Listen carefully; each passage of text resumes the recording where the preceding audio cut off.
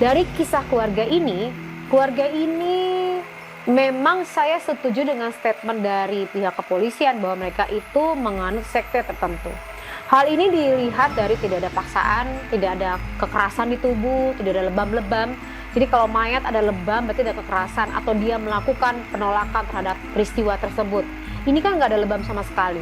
Tapi yang ada adalah adanya dupa, ada senter di tempat lokasi kematian tersebut. Jadi memang direncanakan untuk bunuh diri. Nah, kenapa sih sampai orang tuh bisa ikutan sebuah sekte ya? Kita perlu melihat dulu dari latar belakangnya kepribadian orang tersebut.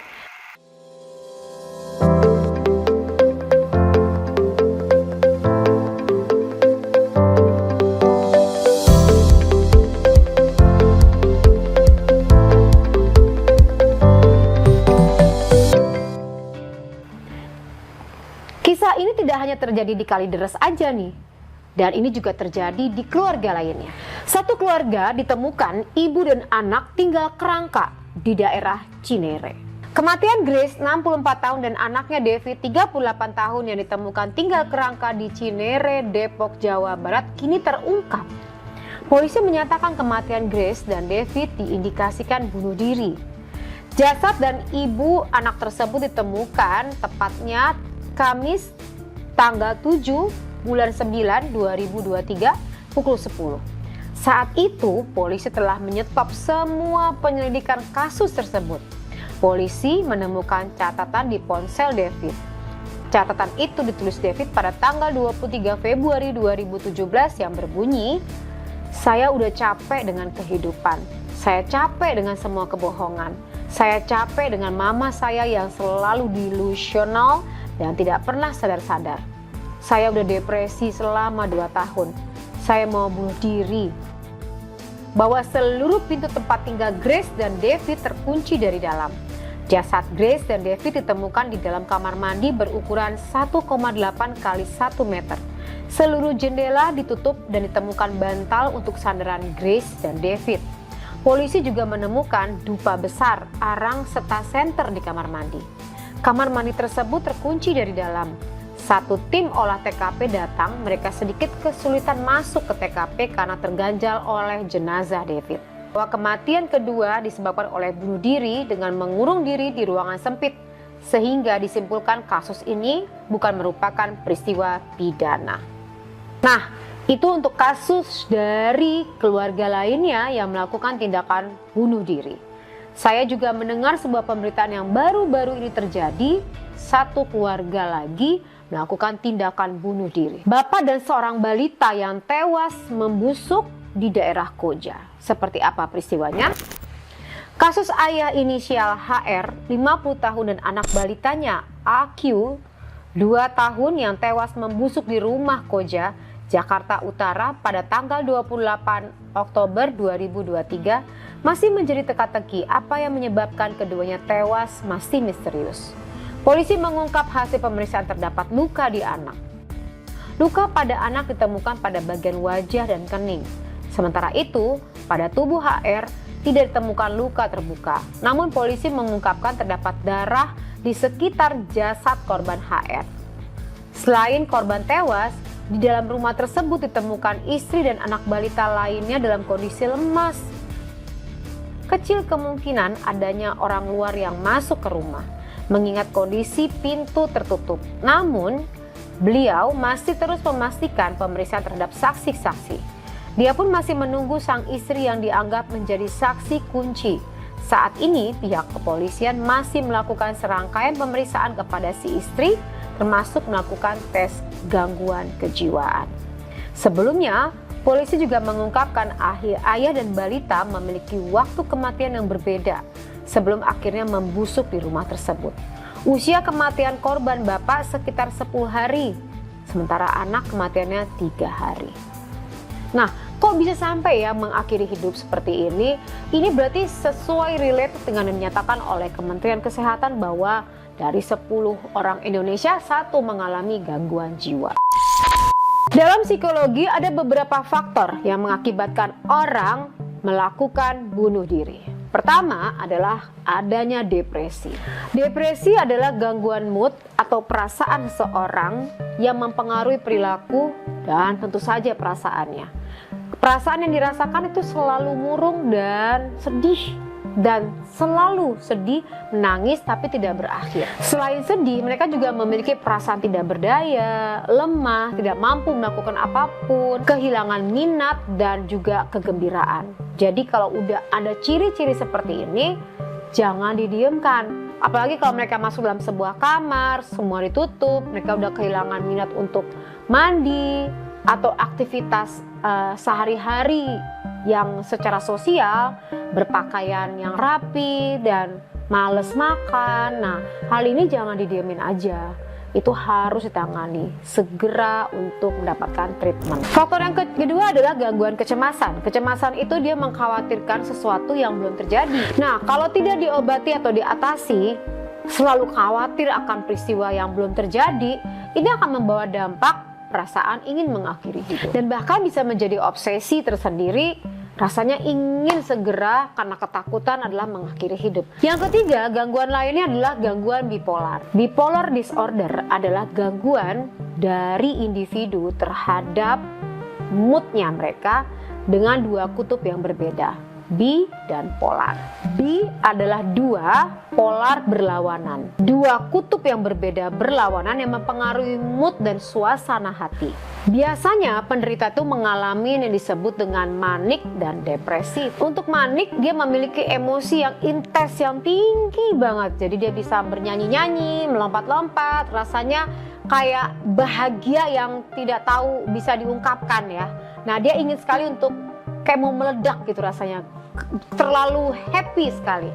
Nah, depresif sebaliknya, dia kecenderungan nangis yang gak berhenti-berhenti, merasa bersalah, merasa berbagai macam perkara, larinya adalah ke arah down gitu loh. Jadi kayak yang blue, yang merasa sendiri, merasa sedih sekali. Nah, ini dua kutub ini bisa terjadi bersamaan dalam jangka waktu yang sangat singkat. Jadi itu indikatornya. Jadi dalam kondisi bipolar seperti itu bisa terjadi pada saat mereka lagi ngedrop banget, lagi jatuh banget untuk mengakhiri hidup. Tapi bisa juga pada kondisi yang lagi high. Jadi bisa melakukan perilaku-perilaku yang unpredictable. Nah, untuk yang berikutnya, yang keempat adalah pemikiran negatif. Pemikiran negatif yang berlebihan terhadap diri sendiri. Merasa diri tidak berharga, merasa bersalah, merasa bahwa ia sia-sia, itu juga bisa menstimulasi orang untuk ingin mengakhiri hidup. Jadi overthinking terhadap dirinya sendiri. Yang kelima adalah impulsivitas.